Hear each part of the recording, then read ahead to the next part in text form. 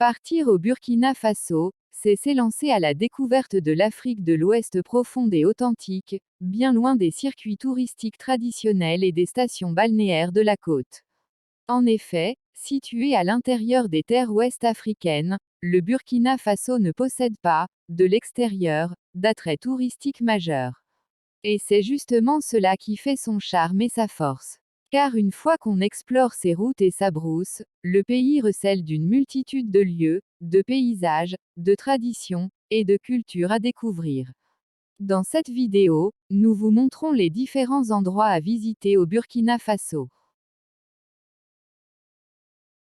Situé au sud-ouest du Burkina Faso, ancienne capitale coloniale de la Haute-Volta et encore appelée capitale économique, Bobo-Dioulasso couvre une superficie de 13 678 hectares et comptait, au recensement de 1985, 231 162 habitants.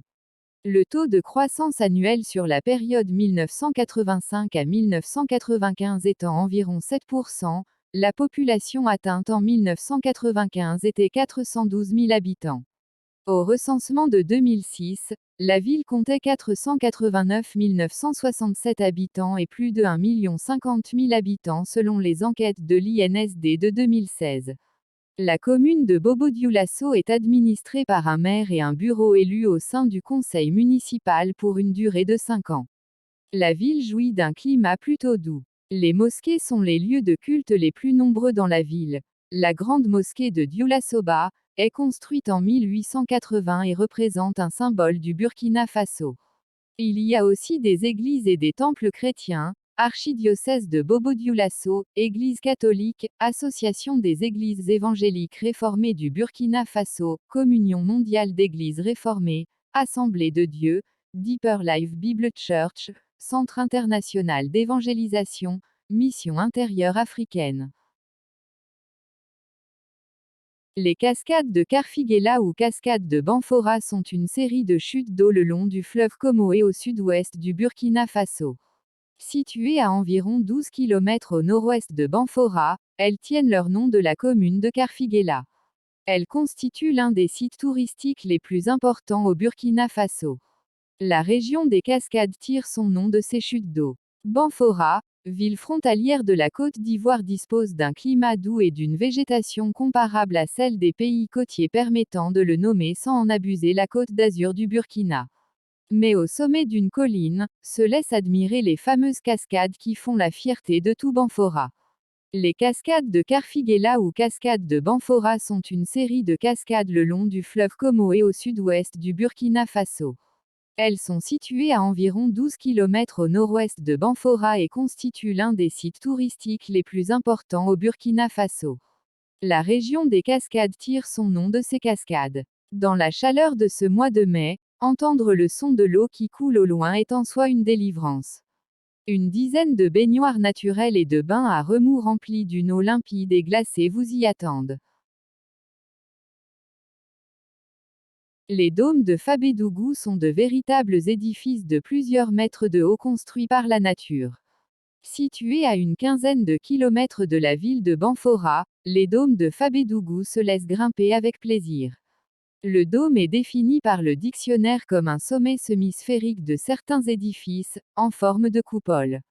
Au sommet de ces dômes de Fabédougou, s'offre une vue panoramique des champs de canne à sucre et l'abondante végétation présente dans cette partie du Burkina Faso. Des bonnes chaussures de marche, une casquette et une grande bouteille d'eau, ainsi qu'un appareil photo. C'est tout ce dont vous avez besoin pour profiter de ces merveilles dessinées par la nature. Gorom est un département et une commune urbaine du Burkina Faso, située dans la province de l'Oudalan et la région du Sahel. En 2012, le département comptait 106 346 habitants. C'est dans un paysage désertique que se dresse Gorom, une grande ville de toute la région du Sahel au Burkina Faso. Vous découvrirez dans cette cité un pittoresque quartier ancien et un labyrinthe de concessions traditionnelles construites en briques de banco. Beaucoup la reconnaissent pour ses belles petites mosquées crénelées aux formes douces. Aussi ne pourrez-vous pas perdre de vue son marché qui s'anime chaque jeudi et qui grouille de monde. Entreprenez une promenade dans les dunes ou profitez d'un dépaysement total en passant des nuits dans de splendides maisons soudanaises. Le lac de Tangrela est situé sur le territoire de la localité de Tangrela dans le département de Banfora et la région des Cascades au sud-ouest du pays. D'une longueur de 7 km et d'une largeur de 1 km maximale, le lac a une superficie de 580 hectares. Son émissaire rejoint la Comoé à leur confluence située à environ 3 km au sud-est. Le lac est protégé par la Convention de Ramsar depuis le 7 octobre 2009. Tangrela Lac de Tangrela. La vie du petit futé sur lac de Tangrela plaque millésime 2022. Le lac de Tangrela est réputé pour sa population d'hippopotames. Pour pouvoir les observer, il faut s'acquitter auprès du petit guichet de l'ONTB, nommé péage, d'un droit d'entrée si l'on souhaite se promener sur les rives du lac ou effectuer une balade en pirogue. Une équipe de piroguiers se tient disponible pour mener les voyageurs sur le lac et approcher, à distance de sécurité, les pachydermes, hôtes des lieux.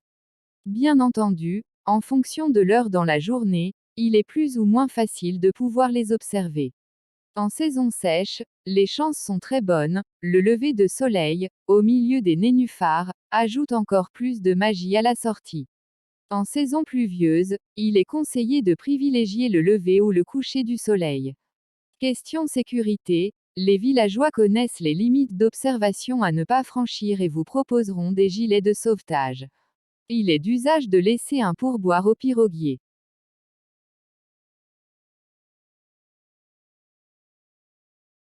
Ouagadougou se présente comme un véritable phare de la culture africaine, dressé en plein centre du Burkina Faso. Le charme de Ouagadougou réside dans son atmosphère de capitale africaine affairée et bruyante. La ville est en train de subir une refonte totale de son centre-ville. Un projet immobilier, Zaka, de grande ampleur prévoit ainsi de donner à Ouagadougou un centre-ville moderne, propre, chic et organisé.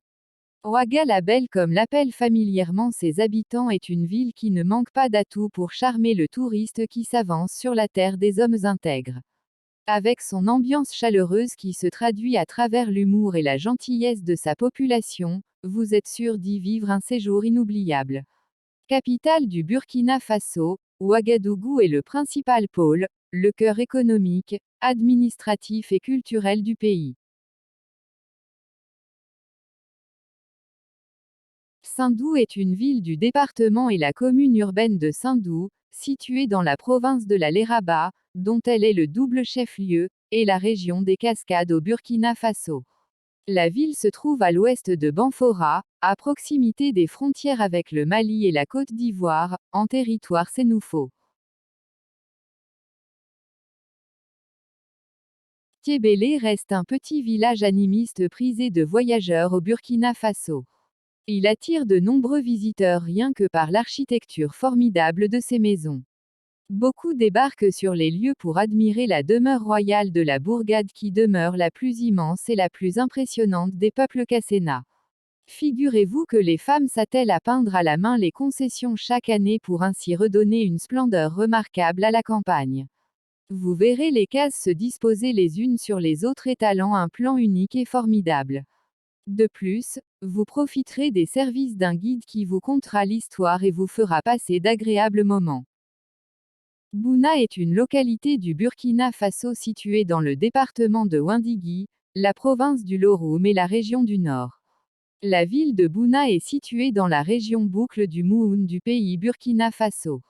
Vous pourrez probablement visiter Bouna en une journée, mais pour cela il n'y a pas de secret, il faudra vous préparer à l'avance. Prenez le temps de faire une liste d'activités qui vous plaisent et vous correspondent, on vous en propose plusieurs dans cette page pour passer un bon moment sur place. Consultez chaque jour la météo pour Bouna afin d'adapter votre journée aux conditions climatiques locales. La réserve de Nazinga, ou ranch de Nazinga, est un espace protégé de 913 km², situé près de Pau dans le sud du Burkina Faso.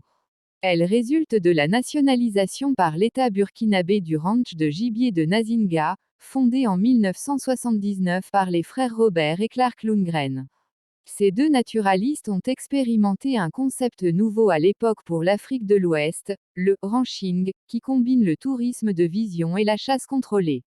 La réserve comprend encore aujourd'hui trois zones distinctes, une zone de conservation 84,5 km², une zone tampon 48,3 km², une zone de chasse 789,6 km², ainsi que des zones de chasse villageoises.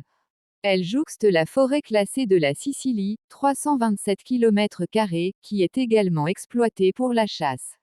Enfin, elle est proche du parc national Caboret-Tambi, mais est beaucoup plus riche en faune que ce dernier. Compte tenu de la bonne gestion de cet espace protégé, en particulier dans les années 80, une faune importante a trouvé refuge à Nazinga. On compte une population de plus de 600 éléphants dans l'ensemble Nazinga Sicily Caboret-Tambi, la grande majorité de cette population se situant dans la zone Nazinga Sicily. Il s'agit d'une densité exceptionnelle de ces animaux pour l'Afrique de l'Ouest, et les éléphants sont les véritables stars de Nazinga. De nombreux touristes viennent spécifiquement dans cette réserve pour les observer. Outre les éléphants, on trouve à Nazinga une forte densité d'antilopes, avec de nombreux hippotraques, ainsi que des kobs de buffon, des kobs de fassa, des bubales, etc.